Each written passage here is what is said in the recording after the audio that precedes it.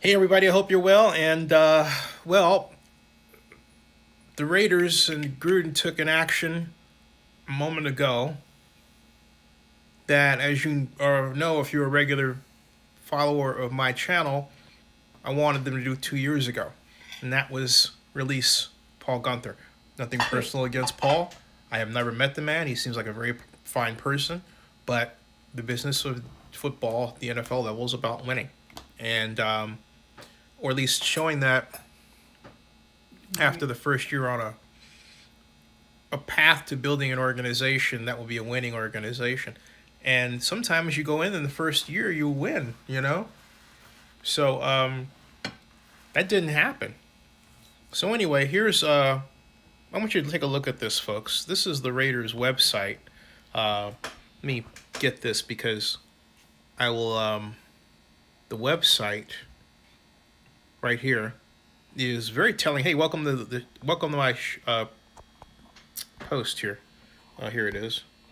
I'm trying Prism. There it is. Okay, that is the Great Raider helmet, which should say Oakland on it, but it's in Las Vegas, and I love Las Vegas. So there you go. Raiders relieve Paul Guenther of duties. That's it. Simple, straightforward. Raiders relieve Paul Guenther of duties. Which, if you're Paul Guenther, it says two things. First of all, it's really a slap in the face, but on the other hand, it's a backhanded compliment because you realize how important you were to their success, that when they got rid of you, everybody know they got rid of you. But they got rid of him. So what does John Gruden have to say about it? Well, let's check out his press conference right here on YouTube. There he is. That many yards rushing and not get to the court. Let's put it this way. Okay, I'll answer any questions that I can. It wasn't good enough today. Defensively, we had no answer. You can't give up that many yards rushing and not get to the quarterback and then lose the turnover margin and expect to win in this league. But I'll be happy to answer any questions that I can. John, some of the defensive issues that you just mentioned have been pretty consistent this year. How frustrating is that? And, what's the level of confidence that you can get it squared away over these next 3 games? Well, obviously, we only have a few days left. We're running out of time. Running out of players. Farrell went down again today early. Wow. I don't want to make any excuses. Abram went down. Jeff Heath's not here. We miss Arnett. We miss a lot of players. But we got stuck on some blocks. We misfit some runs. And we paid for it big time. But we had no answer today. And we better find some answers. And as soon as I'm done here, we'll start searching. John, you got Trent back today and Jacobs and Abram. What did you see from those three guys? And how healthy were they? Were they able to do what you thought they would do? Yeah, I thought Trent was a difference maker. He played great. I thought the pocket was clean. I thought we did a good job moving the ball. I don't know how many times we punted. I know it got a little helter-skelter at the end. We turned the ball over, and a couple red zone plays. They made a great play down there, number 23. I can't tell you how impressive that was, but it's good to have Trent back. Josh is a difference maker for us, running and receiving, and I think he's getting close to being the Jacobs that we all know. But Abram, he has some flashes. He also has some plays that he's got to clean up, obviously. This is Hondo Carpenter. I know you wanted to reestablish the run. That didn't happen. Were you a little bit surprised at your inability to run the ball successfully? It's a top 5 defense. I really like what we did offensively. I thought we moved the ball. I think the turnover in the first half, the kid made a great play. They're a good defense. You can ask DeForest Buckner and Autry and the guys, Leonard and players that they have. We had some good runs. We just couldn't stay with it. We were in a situation where we had to score a touchdown every time we had the ball, it seemed, and it's hard to establish a run in those circumstances. Hey, John, obviously the playoff race didn't tie you here, only 3 games left for you guys. What does your mentality need to be going into this final stretch? We got a short week. We got to find some players that are healthy. We got to make some real improvements. And we got to get ready for the Chargers. We can't worry about the playoffs and who's winning and losing around the league. We got to take care of our business. I don't want to hear any more playoff questions. We got to take care of our business, try to find a way to win our 8th football game.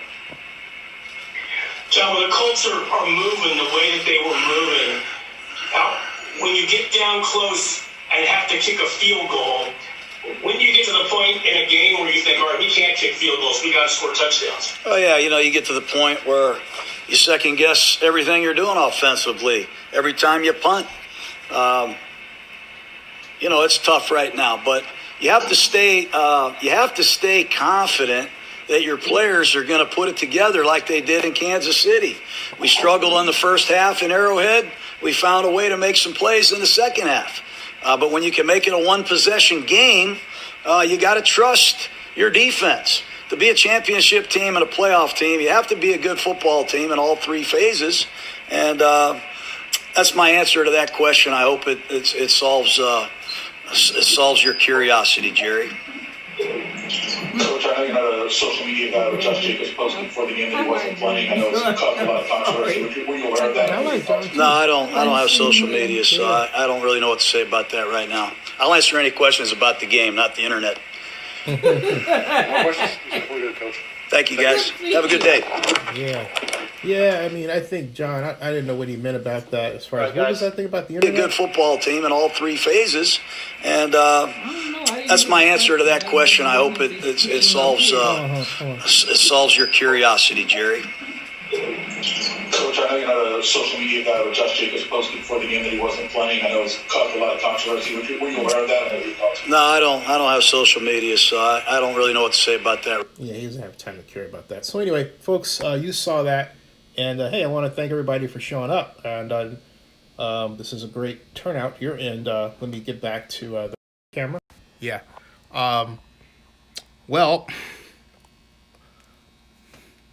like I said, I like John a lot as a person. Hey, baby Patrick, how you doing? Hey, John Akala, how you doing? I haven't seen you in a while. Raider 78 says, finally under Gunther, I said Gunther defense, ranked 26 and 31 in 2 years. Yeah, 26 and 31, and actually he's been 3 years, right? So 3 years, whatever the rank is right now, which isn't good. He had the same track record in Cincinnati. That's the thing. He had the same track record in Cincinnati, and I'm sorry, Rod Marinelli is not going to fare any better. And the reason he's not going to fare any better is because as much as I really prize and adore the way that he coaches defensive line, although I thought Buckner was better, okay, the Raiders' problem is that they have a tendency to play wide fronts, and they leave themselves vulnerable to run, to getting gashed by the run. It's not like for example, we're watching the Steelers game here, right? Take a look. This is the Steelers, and going up against the Bills here, and look how they got a 5-person in the rush. Well, that's a touchdown there, but which is not a good example of what I meant. But the whole point is, the Bills are tough customers. On the other hand, they do their homework. They're now up 15-7 against the Steelers. Point that I was making, however, is that the Steelers have a great way when they rush you, and they were getting in there.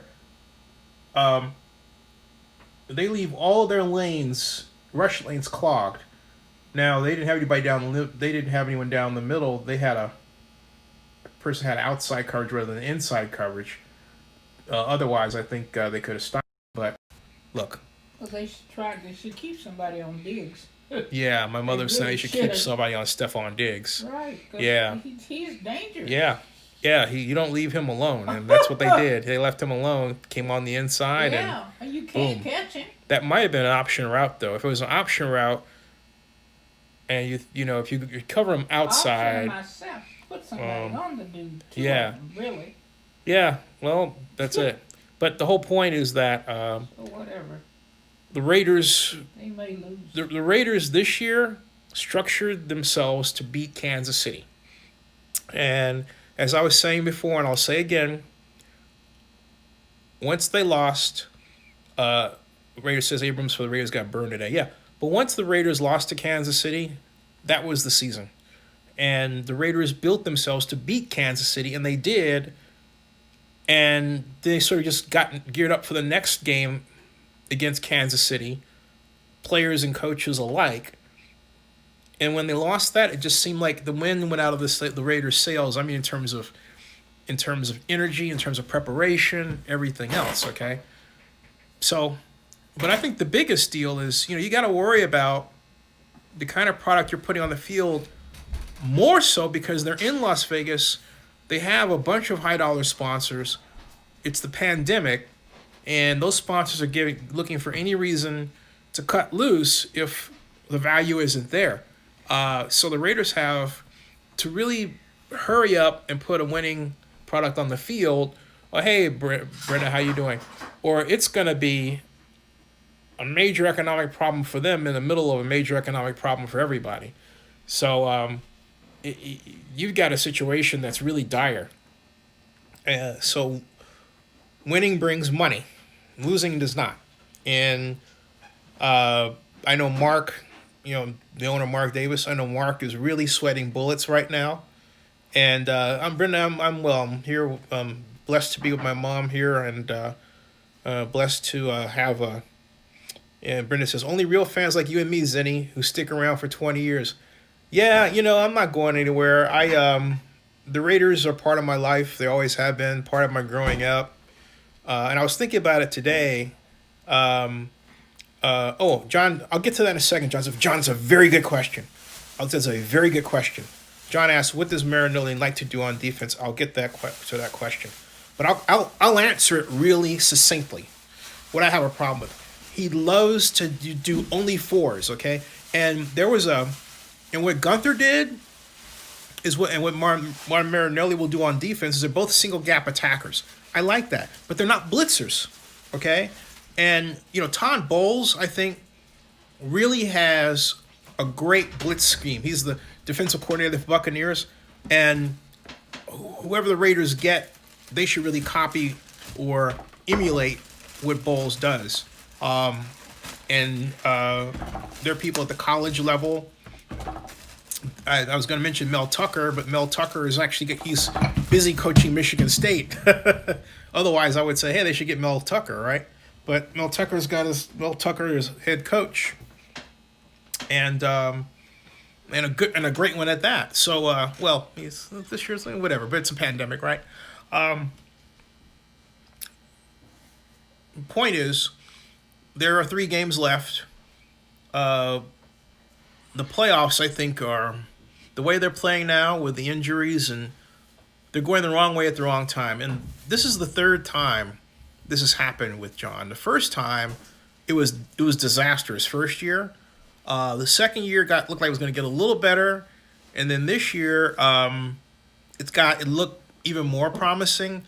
But it seems like just all the time, you get to past the halfway point of the season, about 2 games, and all of a sudden they start petering out. They're always good for like a 6-2 record. Get yourself really get excited about them, and then all of a sudden, and you know what? There's this old saying about going to the well once too often, and I think that's the case here. And I hate to say it, but Mark is going to be hanging on to John for 10 years, just hoping for him to play a miracle for that one time that his approach takes, and it takes off, right? And I haven't seen, I've seen subtle changes, but hey, Patrick M. Blackman, how you doing, man? But I've seen subtle changes, but I think John's next year and future is going to hinge on his defensive staff, as it has in the past, as it was the case with Jack Del Rio when they were 2-gapping and the defensive linemen were playing high all the time. And when I say high, I don't mean like high, on weed or anything. I mean high on